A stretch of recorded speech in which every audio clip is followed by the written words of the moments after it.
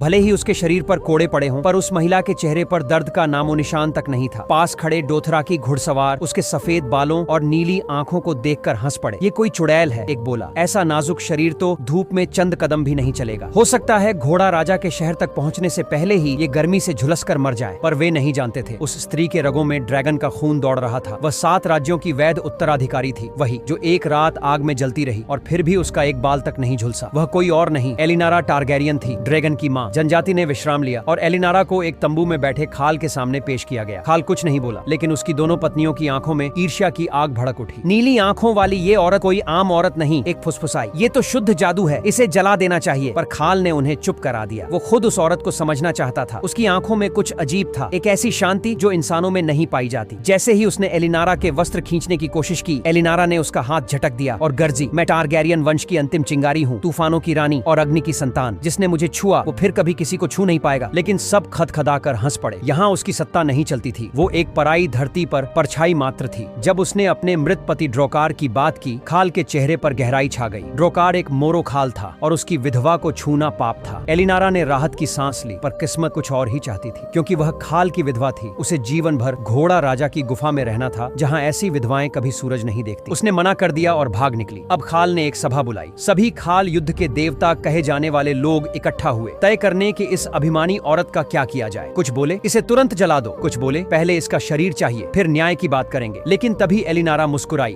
उसने पास रखे एक अंगारे को खुले हाथों से छू लिया। 5 सेकंड तक सन्नाटा छा गया। उसका हाथ नहीं जला, क्योंकि वह आग से बनी थी। उसने बुदबुदाया, और अब तुम भी उसी में जलोगे। और फिर उसने अचानक पूरे कक्ष में अंगारे गिरा दिए। तेज चीखें, धुआं, आग और वो सभी खाल भस्म। सैनिक आग की तरफ दौड़े, पर आग से एक आकृति बाहर निकली, नग्न पर शान से चमकती हुई। सफेद बालों वाली वह स्त्री, जिसकी आंखों में अब इंसान नहीं किसी और की रोशनी थी। एलिनारा, भीड़ ने फुसफुसाते हुए घुटने टेक दिए। वो कोई स्त्री नहीं, वो एक शाप है जो हमारे ऊपर उतरा है। डोथराकी सेना, 1 लाख की विशाल शक्ति, अब उसके एक इशारे पर झुकी। लेकिन जब एलिनारा ने अपनी आंखें बंद की, एक धुंधली सी आवाज उसके मन में गूंजी। एलिनारा, तुम सिर्फ माँ नहीं हो, तुम आग की अंतिम रानी नहीं, तुम वही हो जिसने पहली बार आग को जन्म दिया था। अगर आप भी जानना चाहते हैं इस रहस्यमयी और रोमांचक फिल्म की पूरी कहानी, तो अभी इस वीडियो को एक लाइक जरूर कर दीजिए और चैनल को सब्सक्राइब करके बेल आइकन दबा दीजिए, ताकि जैसे ही मैं इस फिल्म की अगली कड़ी या पूरी स्टोरी अपलोड करूं, सबसे पहले नोटिफिकेशन आप तक पहुंचे।